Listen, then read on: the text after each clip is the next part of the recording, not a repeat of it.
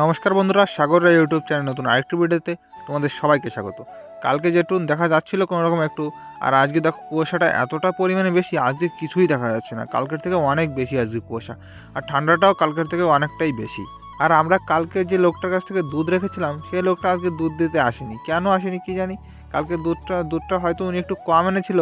উনি তো ভেবেছে আমরা দুধটা মেপে নেবো না, উনি নিয়ে এসে ভরে বাস আমরা ঢেলে নেবো। সেখানে আমরা মেপে নিয়েছি, হয়তো সেই জন্য আজকে আর আনেনি।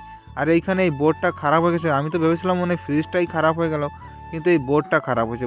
বোর্ডে কারেন্ট আসছে না, সেখানে এই বোর্ডটা আজকে পাল্টে দেবো। আর ঠান্ডার জন্য কিন্তু বন্ধুরা দোকানদারি অনেকটাই কমে গেছে, সেই জন্য আজকে আর কোনো মিষ্টি বানানো লাগবে না। যে মিষ্টি আসে তাতেই হয়ে যাবে, আর কিছু বানাতে হবে না আজকে। আর এদিকে বন্ধুরা সকালবেলা রান্নাও হয়ে গেছে। এখন আর কোনো কিছু রান্না করছে না, কারণ সব কিছুই রান্না হয়ে গেছে। আর সব কিছুই মিটকেচের মধ্যে আছে। আমি খাওয়ার সময় তোমাদের এক এক করে সব কিছুই দেখাবো। তারপরে আমি চলে আসলাম একটু মাঠে। মাঠে দেখো চারিদিকে সর্ষে ফুল, আর সর্ষে ফুলের এই পাতার উপর দেখো কীরকম পরিমাণে জল রয়েছে। একদম নিশিরের জল, পুরো বোঝা যাচ্ছে পরিষ্কারভাবে। তারপরে আমি মাঠ থেকে ঘরে এসে দেখি যে বাবার এদিকে খাওয়াও হয়ে গেছে। এখন আমি আর মা একটু পরেই আবার খেতে বসবো। তারপর তোমাদের দেখাবো কি রান্না করলো কি করলো না। তারপরে বন্ধুরা আমি আর মাও খেতে বসে পড়েছি। আজকে দেখো এখানে কচু ভেজেছে, আমার কচু খেতে একদমই ভালো লাগে না। আর এইখানে রান্না হয়েছে বেগুন দিয়ে শোল মাছ দিয়ে তরকারি। তাছাড়া আর কিছুই হয়নি আজকে রান্নায়। মা ওখানে খাচ্ছে, আর এখানে মোটো বসে আছে। মোটো এখন খাবে না, মোটো একটু পরে খাবে। ও কটা মুড়ি খাচ্ছে, একটু পরে গিয়ে ভাত খাবে।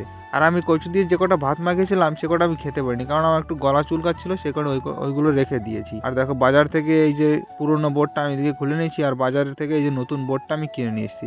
একটা বোর্ড 130 টাকা নিয়েছি। এখন এই বোর্ডটা আমি একটু লাগাবো, তারপরে দেখা যাক কারেন্ট আসলে কি হয়, ঠিক লাগালাম নাকি ভুল লাগালাম দেখা যাবে।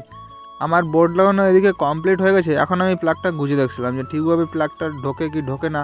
সেখানে একটু চেক করে দেখছি যে ঠিক আছে কি না, কারণ আগের যে বোর্ডটা ছিল সেটা অনেকটা ভারী ছিল, আর এটা একটু হালকা, সেই কারণে আমার একটু সন্দেহ হচ্ছিলো। তা দেখলাম যে না, সব কিছুই ঠিক আছে।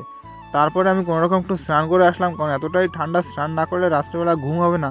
সে কারণে স্নানটা করে আসলাম। আর স্নান করার পরপরই দেখো বন্ধুরা এখানে কারেন্টও চলে এসছে। আর দেখলাম যে ফ্রিজটাও চালু হয়ে গেছে। ফ্রিজটা 1 ঘন্টা চলার পরে আমি এদিকে আমার হিটারটাও একটু চালিয়ে নিয়েছি, কারণ কালকে রাত্রিবেলা হিটারটা চলেনি, ওই বোর্ডটা খারাপ হওয়াতে হিটারটাও বন্ধ হয়ে গিয়েছিল। তো বন্ধুরা শুয়ে থাকতে আর ভালো লাগছিল না, তাই আজকে আবার একটু চলে আসলাম মাঠে। এখন চারটে বাজে, আর এখন একটু চারিদিকে পরিষ্কার হয়েছে। আজকে এই দিকে থাকবো না, আজকে চলে যাবো আমাদের বাড়ির পিছনে, মানে আমাদের দোকানের পিছনে ইট ভাটা আছে, সেইখানে যাব। তা চলো যাই, ইট ভাটায় দেখি ওরা কীভাবে ইট বানায়। আগে তো ভাবতাম যে ইট ভাটায় কীভাবে ইট বানায়, বাড়ি যখন থাকতাম ছোটোবেলায় খুব যেতে ইচ্ছা করতো। কিন্তু এখন দেখো কপালটাই এরকম যে বাড়ির পিছনে ইট ভাটা। ওই দেখো ইট ভাটা ওইখানে আছে। এখানে আগে একটা পুরনো ইট ভাটা ছিল, পরে সেটা ভেঙে এখন নতুন করে আবার বানিয়েছে। তা চলো যাই। আর এই জায়গায় একটা পাগল জুটি বলছে যে ওনার জমিতে কে পায়খানা করে। আর এমনি লোকের একটাই অভ্যাস যে মাঠে ঘাটে পায়খানা করে বেড়ায়। তা ভাবতেছে যে আমরা হয়তো পায়খানা করি, কিন্তু এই বিটি হয়তো জানে না যে আমাদের এখানে পায়খানা বাথরুম নিজেরই বানানো আছে। ওই জন্য এই বিটি ভাবতেছে যে ওনার জমিতে আমরা পায়খানা করে গেছি। দেখো বন্ধুরা কত ইট, এগুলো সব নতুন নতুন আজকে কালকে বানিয়েছে। আর এগুলো 2 দিন পুরনো, সে কারণে এগুলো বানিয়ে এখানে গাদি মেরে রেখেছে। এখন ইট ভাটা চালু হয়নি, এগুলো সব যখন বানানো হয়ে যাবে তখন একবারে দিয়ে পোড়াবে। দেখো এখানে ইট ভাটা দেখতে পাচ্ছ তোমরা, ওই সাইডে দেখো কত চারিদিকে শুধু ইট আর ইট।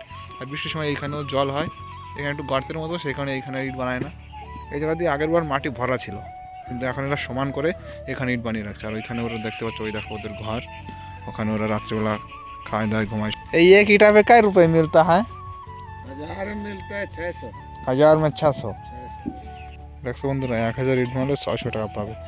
আর ডি রেড, এইগুলো সব আজকেই বানিয়েছে। ওই দেখো এখানে বানাচ্ছে একবারে 2টো করে ইট। দেখো ইট বানানোর মাটি, আগের বার কী করতো এরা নিজেরাই আগের দিন মাটি দিয়ে মানে জল দিয়ে ভিজিয়ে রেখে দেয়, তো পরের দিন বানাতো। কিন্তু এখন কি করে, এটা ওই সাইড থেকে এটাকে মাখিয়ে নিয়ে এসে গাড়িতে করে এসে এইখানে ফেলে দেয়, বাস তারপরে এরা বানিয়ে নেয়। একটা ইটের 1.5 টাকা পায় এরা। হ্যাঁ এইগুলো সব আজকেই বানানো, আর ওই সাইডের গুলো কালকের।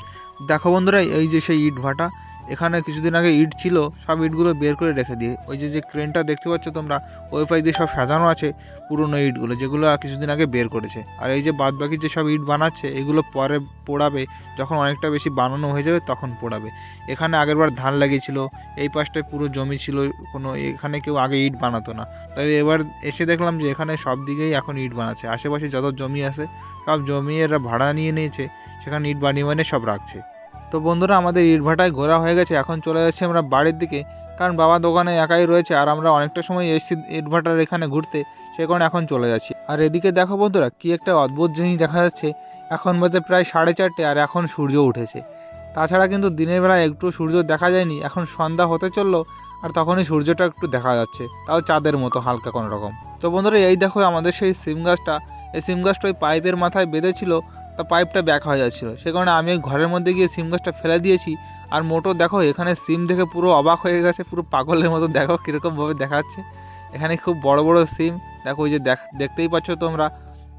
আর কালকে এখান থেকে কিন্তু 2.5 কিলো 2 কিলো মতো সিম তুলেছি, আজকে আবার এতটা পরিমাণে সিম দেখা যাচ্ছে, প্রায় আজকেও 1-1.5 কিলো সিম হয়ে যাবে। তা মার ঈশা এখানে, মা আর আমার মোটো এখানে সিম তুলুক, আমি যাই এখন একটু বাজারের দিকে যাব।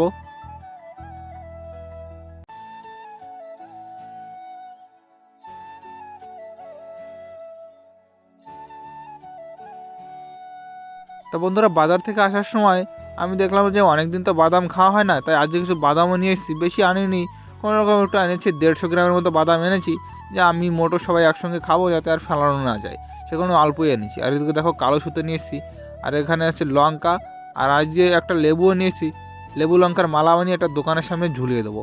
অনেক দিনই ঝোলানো হয় না, আগে ঝোলাতাম কিন্তু সেটা পড়ে গেছে, তারপর আর ঝোলানো হয়নি, তাই আজকে ভাবলাম যে আজকেও আছে ভালো দিন, সেখানে আজকে ঝুলিয়ে দিয়েছি। দেখো বানানোর পরে এটা আমি ঝুলিয়ে দিয়েছি, কত সুন্দর লাগছে দোকানের সামনে। এটা লাগালে বলে দোকানে নজর লাগে না, সেখানে আমিও এটা ঝুলিয়ে দিই যাতে কেউ দোকানে নজর না দেয়। তারপরে বন্ধুরা আমাদের রাত্রে রান্না হয়ে গেছে, এখানে মাছ দিয়ে ফুলকপির তরকারি রান্না করেছে, কারণ রাত্রেবেলা মাছ কেউ খায় না, মানে তরকারি দিয়ে রুটি কেউ খায় না, কিন্তু আমাদের তো কালকে বুধবার, সেই কারণে আজকে মাছগুলো খেয়ে নিচ্ছি যাতে মাছগুলো খারাপ না হয়, সে কারণে আজকে খেয়ে নিতে হচ্ছে আমাদের। তো বন্ধুরা আজকের ভিডিও এখানে শেষ করছি, দেখা হচ্ছে পরের ভিডিওতে। ততক্ষণের জন্য সবাই ভালো থেকো, সুস্থ থাকো, আর আমার চ্যানেলটি সাবস্ক্রাইব করে আমার পাশে থাকো।